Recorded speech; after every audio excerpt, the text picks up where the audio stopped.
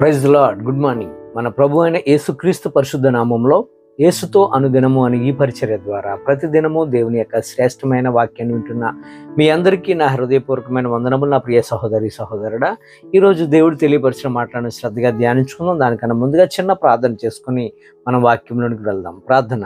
మహాగణుడ, పరిశుద్ధుడైన మా తండ్రి, సకల ఆశీర్వాదములకు సమస్త దీవులకు కారణభూతుడా, ఈరోజు నీ కుమారులుగా నీ కుమార్తెలుగా నీ వాక్యాన్ని మేము వినిచుండగా నీవే మాతో మాట్లాడి మమ్మల్ని అందరినీ బలపరిచి స్థిరపరిచి నీ వాక్యంతో మమ్మల్ని పోషించమని, ఈ వాక్యం ఉంటున్న ప్రతి ఒక్కరిని నాన్న ప్రభుని దయగల స్థలతో దీవించమని యేసు నామములో ప్రార్థించి వేడుకొంచున్నాం మా యెహోవా తండ్రి. ఆమేన్. God bless you. దేవుడు ఈరోజు మనతో మాట్లాడుతున్న మాట, మనము ఎవరిని మోసం చేస్తున్నాం. ప్రజెంట్ మనం అనుకుంటాం, నేను ఎలాగూ ఈ సమస్య నుంచి బయటపడిపోయాను కదా, అంటే ఏదైనా తప్పు చేస్తే, ఏమైనా అన్యాయం చేస్తే, ఏమైనా అక్రమాలు చేస్తే ఈ సమస్య నాకు రాలేదు కదా, ఈ సమస్య నుంచి ఏదో రకంగా బయటపడిపోయాను కదా, పర్వాలేదులే అనుకుంటాం. మనం తప్పించేసుకున్నాం కదా, గట్టెక్కేసాను కదా, ఎవరు చూడలేదు కదా అని మనము అనుకుని చాలా బిందాస్గా ఉంటాం. మనుషుల కళ్ళు, చట్టం కళ్ళు సాక్ష్యాలు తారుమారు చేసి బయటపడి చలమని అయిపోయి ఉండొచ్చు, కానీ శిక్ష నుంచి మనం తప్పించేసుకోవచ్చు కూడా. ఎందుకంటే చట్టాన్ని ఎలాగైనా సరే మనం మాఫీ చేసేయచ్చు, ఎందుకంటే అక్కడ సాక్ష్యాలను కూడా మనం మార్చేయచ్చు. ఎందుకంటే మనం ఇచ్చే సాక్ష్యాల మీదే ఇన్వెస్టిగేషన్ జరుగుతుంది. దాన్ని అధికారం మనకుండి బలం మనకుంటే అధికారులదే బలమవుతుంది తప్ప సామాన్యుడిది, నోరు లేని వాడిది రాజ్యం అవుతుంది. నిజానికి చట్టము దాని పని అది చేసుకుని పోతుంది అంటారు. ఎక్కడికి పోతుంది? చట్టం పని చేసుకొని ఎక్కడికి పోతుంది? చట్టానికి కళ్ళు లేవంటారు. నిజంగా ఈ మాట వాస్తవమేమో అనిపిస్తుంది నాకు. నిజానికి మన కోర్టులో ఒక న్యాయదేవత బొమ్మ కనబడుతుంది, ఇలా పట్టుకొని కళ్ళకి గంతలు కట్టుకొని. ఎందుకు ఆ కళ్ళకి గంతలు కట్టుకున్నది న్యాయదేవత అని అనిపిస్తే, కోర్టుల్లో ఆ వ్యక్తులు ఎవరైతే నోరున్న బడాబాబులు ఎవరైతే ఉంటారో వారిదే పై చేయి అవుతుంది. కోర్టులకు సంబంధించింది వాయిస్ కావాలి, నిజాలు కాదు. నిజాలకి ఈ రోజుల్లో ఎక్కడ కూడా పని జరగట్లేదు. ఎక్కడ వాయిస్ ఎక్కువ పెరుగుతుందో అదే బలమైపోతుంది. అందుకనేమో న్యాయదేవత అక్కడికి వచ్చినటువంటి వారి యొక్క తప్పులు, వారు చేస్తున్నటువంటి దారుణాలు, వారు చేస్తున్నటువంటి హింసలు, తప్పులను ఒప్పులు చేయటం, ఒప్పులను తప్పులు చేయటం, నోరున్న వాడిదే పై చేయి అవటం వల్ల వీటన్నిటిని చూడకుండా ఎందుకురా ఇటువంటి సమస్యలు, ఇటువంటి బాధలు పడే కన్నా కళ్ళకు గంతలు కట్టుకుంటే బెటర్ కదా అన్నట్లుగా ఆ న్యాయదేవత కళ్ళకు గంతలు కట్టుకుందేమో అనిపిస్తుంది. ఇది నిజం అనిపిస్తుంది. యేసుప్రభు వారు ఏ నేరము చేయలేదు, పిలాతు కోర్టులో నిలబడి ఉన్నాడు. ఏ నేరం చేశాడని ఆయన్ని పిలాతు కోర్టుకు తీసుకొని వెళ్ళారు? ఆయన ఏమైనా దొంగ? ఆయన ఏమైనా హత్య చేశాడా? ఆయన ఏమైనా దారి దోపిడీ చేశాడా? ఏమీ చేయలేదు. ఆయన చేసిన నేరము ఒకటే ఒక నేరము. ఏంటో తెలుసా అండి? నీ కొరకు నా కొరకు సర్వ మానవాళి పాపములని కూడా ఆయన నెత్తి మీద పెట్టుకొని మనందరి పాపం నిమిత్తంగా దోషిగా పిలాతు కోర్టులో నిలబడ్డాడు. అక్కడ ఉంటున్న ప్రజలందరూ కూడా యేసు ప్రభు వారి ద్వారా మేలు పొందిన వారే, యేసు క్రీస్తు ప్రభు వారి ద్వారా అద్భుత ఆశ్చర్యకార్యాలు పొందిన వాళ్ళే. వాళ్ళకి తెలుసు యేసు ప్రభు రక్షకుడని. అయినప్పటికీ కూడా అక్కడ ఉన్నటువంటి రోమా ప్రభుత్వానికి జడిసి, అక్కడ ఉంటున్న రోమా సైన్యములకు జడిసి, ప్రధాన యాజకులకు జడిసి, అక్కడ ఉంటున్న శాస్త్రులకి జడిసి, పరిసయ్యులకు జడిసి, సద్దుకాయలకి జడిసి, మనం వారితో పాటు సై అంటే సై అనకపోతే రేపన్న రోజు మనకు కూడా ఇదే ప్రాబ్లం వచ్చేస్తే ప్రాబ్లం అయిపోతాం, ఎందుకు వచ్చిన బాధలే అని రివర్స్ అయిపోయారు. రివర్స్ అయిపోయారంటే దొంగ అయినటువంటి బరబ్బను కోరుకున్నారు. కానీ యేసుక్రీస్తు ప్రభుకి సిలువ వేసేయండి అని కేకలు వేసి, అక్కడ ఒక మంచి మాట ఉంటుంది, లోకాసువార్త 23:23 పిలాతు ఆయన్ని వదిలేద్దామని చూశాడు, కానీ వీరి యొక్క కేకలో బాగా పట్టుపట్టి కేకలు వేశారట, యేసును సిలువ వేసేయండి అని. వారి యొక్క కేకలే గెలిచాయట. యూదుల కేకలే గెలిచినట్లుగా మనం చూస్తాం. యోబు భక్తుడు అంటాడు 4:7-8 నిరపరాధైన వాడు ఎప్పుడైనా నశిస్తాడా?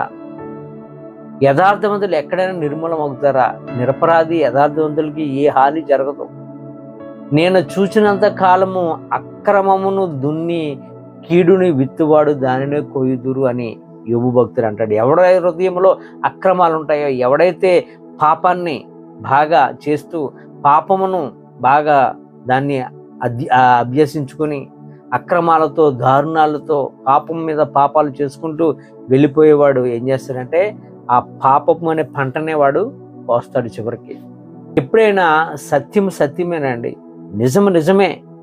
ఆ నిజాన్ని మసిపూసి మారేడుగా చేయాలని చాలామంది ప్రయత్నాలు చేస్తారు, చాలా రకరకాలుగా ప్రయత్నాలు చేస్తారు. ఒకవేళ ఆ యొక్క మసిపూసి మారేడుగా చేసినప్పుడు కూడా మనుషులందరినీ కప్పి ప్రభుత్వాల యొక్క అండ చూసుకొని న్యాయ నిర్ణేతల యొక్క అండ చూసుకొని ఒకవేళ చేస్తే చేయొచ్చేమో, కానీ అది ఎంతవరకు చేయగలుగుతావు అంటే కొంతకాలమే నువ్వు బాగుంటావు. కానీ ఏ కర్మం తెలియనటువంటి ఒక వ్యక్తి నువ్వు చేసినటువంటి ఆ యొక్క దారుణాతి దారుణము అక్రమము అతని మీద లేనిపోని నేరము మోపటం వల్ల ఏమవుతుందంటే నువ్వు చేసినటువంటి పాపం వల్ల అతడు శిక్ష అనిపిస్తాడు. ఆ శిక్షకు వచ్చే ఫలము, దాని యొక్క ఫలాన్ని నువ్వు అనుభవిస్తావు. ఇతడు శిక్ష అనుభవించి మామూలుగానే ఉంటాడు, బాధపడతాడు, ఏడుస్తాడు, కానీ దాని యొక్క పర్యవసనము నువ్వు ఖచ్చితంగా చెల్లించవలసి వస్తుంది. ఒకటి గుర్తుపెట్టుకో, మన వల్ల ఎవరైనా అన్యాయం అయిపోతే దాని యొక్క ఫలము మనకే, పాతాళంకి వెళ్ళిపోతాం. అన్యాయం చేయవాడు అన్యాయంతోనే లెక్క క్లియర్ అవుతుంది వాడిది. దేవుడని యెహోవా సర్వాంతర్యామి నా ప్రియ సహోదరి సహోదరుడా. ఆయన కళ్ళు నుంచి మనం ఎక్కడ కూడా తప్పించుకోలేం. ఆయన నమ్మినవాడు తప్పించుకోలేడు, ఆయనను నమ్మనివాడు కూడా తప్పించుకోలేడు. ఆయన సమస్తమును చూచుచున్న దేవుడు. 139 కీర్తన 7వ వచనం ఉంటుంది కదా, నీ ఆత్మను నేను ఎక్కడికి పారిపోదును, నీ చెయ్యి విడిచి నేను ఎక్కడికి వెళ్ళగలను అని భక్తుడు అంటాడు. ఎక్కడికి వెళ్తావు? ఎక్కడికి వెళ్ళినప్పుడు కూడా ఆయన ఉంటూనే ఉంటాడు, ఆయన సమస్తమును చూస్తూనే ఉంటాడు. ఎవరు చూడలేదు కదా, నేను దీన్ని ఏదైనా చేయొచ్చు అని అనుకున్నావా, ఖచ్చితంగా మోసపోతావు. దావీదు అలాగే చేశాడు. భక్తుడైన దావీదు ఏం చేశాడు? బెత్షెబాను ఎవరో చూడలేదు కదా అని పాపం చేసి పాడు చేసి వదిలేశాడు, పాపం చేశాడు బెత్షెబాతో. అంతేకాదు ఆమె యొక్క పాపాన్ని కప్పిపుచ్చడానికి తన భర్తను యుద్ధం నుంచి రప్పించాడు. అతను ఎంత నీతిమంతుడో ఉరియా ఆ భార్య దగ్గరికి వెళ్ళలేదు. వీడు వెళ్ళట్లేదు కదా, ఈ యొక్క పాపం నాకెక్కడ అంటుకుంటుందేమోనని చివరికి ఆ ఉరియాను యుద్ధంలో పెట్టి చంపించేశాడు. They will come. మనం ఏమి విత్తుతామో అదే కోస్తాం నా ప్రియ సహోదరి సహోదరుడా. దావీదు చేసిన పాపానికి ఎవరు చూడలేదు, ఒకవేళ చూసినా ఎవరు నోరెత్తలేరు. ఎందుకంటే రాజు అక్కడ అధికారం ఉంది, ప్రభుత్వం అయింది, ఏమైనా చేయగలడు. కానీ మనుషులు దావీదు ఏమైనా చేయగలడు, కానీ మనుషులందరినీ దావీదు అధికారంతో నోరు మూయించొచ్చాం, కానీ దేవుని నుంచి నోరు మూయించగలడా? దేవుడు దావీదుని బెండి తీసేసినట్టుగా చేశాడు. ఎలా కొట్టాలో దావీదుని అలా కొట్టాడు. అప్పుడు దావీదు మళ్ళా పశ్చాత్తాపడి దేవుని యొద్ద నుంచి కృప పొందుకున్నాడు. దేవుడు చూస్తున్నాడు నా ప్రియ సహోదరి సహోదరుడా. ప్రతి చర్యను మనం చేసే ప్రతి విధమైన కార్యాన్ని దేవుడు చూస్తున్నాడు. జాగ్రత్త. మన వల్ల ఎవరు అన్యాయం అవ్వకూడదు, మన వల్ల ఎవరికి కీడు జరగకూడదు. మనం అలా కీడు అన్యాయంతో నింపబడి ఉన్నామా, దాని ద్వారానే మనం సర్వనాశనం అయిపోతాం.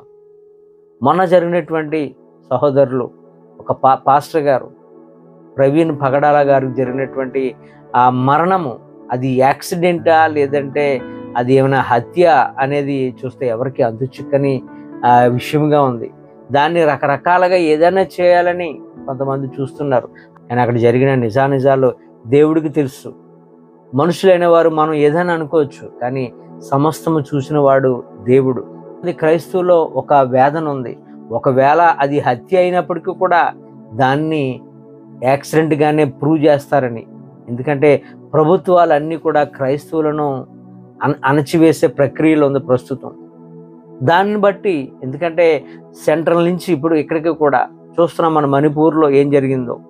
ఇవన్నీ దృశ్యాలు మనం చూస్తే ఏమనిపిస్తుందంటే క్రైస్తవులకి ఎక్కడ వాయిస్ లేకుండా చేసేయాలని మరి ప్రభుత్వం యొక్క ఎజెండా. అందుకని ఒకవేళ ఇది హత్య అయినప్పటికీ కూడా ఇది హత్య కాదు, ఇది యాక్సిడెంట్ అని వాళ్ళు ప్రూవ్ చేయగలరు అని భయంతో క్రైస్తవులు ఉన్నారు. నిజానికి మరి ఆ యొక్క ఇన్వెస్టిగేషన్ ఉన్నటువంటి అధికారులు కావచ్చు, డాక్టర్లు కావచ్చు, ఎవరైనప్పుడు కూడా చిత్తశుద్ధితో ఖచ్చితంగా పనిచేస్తే దేవుడు వారిని ఆశీర్వదిస్తాడు. ఒకవేళ వారే కానీ ప్రభుత్వానికి జడిసి ఏదైనా చేయాలని, మాఫీ చేయాలని దాన్ని చూస్తే దేవుడి యొక్క దృష్టి నుంచి మనం తప్పించుకోలేం. మనుషుల దృష్టి నుంచి మనకి ఎపోజిషన్ రావచ్చు, ఒకవేళ వాళ్ళు ఏమని ఇవ్వచ్చు, ఇవ్వకపోవచ్చు. కానీ సమస్తం ఎరిగిన వాడు దేవుడు, సమస్త తీర్పరి దేవుడు, దేవుడే న్యాయ నిర్ణేత. ఆయన యొక్క కనుదృష్టి నుంచి ఎవరు మోసం చేయాలనుకున్నా వారెవ్వరు కూడా తప్పించుకోలేరు. రేపన్న రోజు అదే పంటను మనం కోస్తాం నా ప్రియ సహోదరి సహోదరుడా. కానీ మనం మన యొక్క తెలివితో, మన జ్ఞానంతో, మనకున్న డబ్బుతో మన యొక్క ప్రభుత్వాలని, చట్టాన్ని మనం ఏమైనా చేయొచ్చేమో కానీ, మనుషులను ఏమైనా చేయొచ్చేమో కానీ దేవుడి నుంచి తప్పించుకోలేవు. ఈ మాటతో మనం అందరం భయపడాలి. దేవుడు సర్వాంతర్యామి, ఆయనకి సమస్తము తెలుసు. నీవేంటో నేనేంటో ఆయన యొద్ద నుంచి మనం ఎవరం కూడా తప్పించుకోలేము. ఈ కొద్ది మాటలు దేవుడు మన అందరి జీవితంలో నెరవేర్చి దేవునికి భయముతో, దేవునికి భక్తితో ఆయన యొద్ద మనం సరెండర్ అవుతే ఆయన ప్రియ కుమారులుగా మనం మార్చబడతాం. మనలో ఉన్నటువంటి దుర్మార్గతను ఆయన తొలగిస్తాడు. ఆమేన్. God bless you.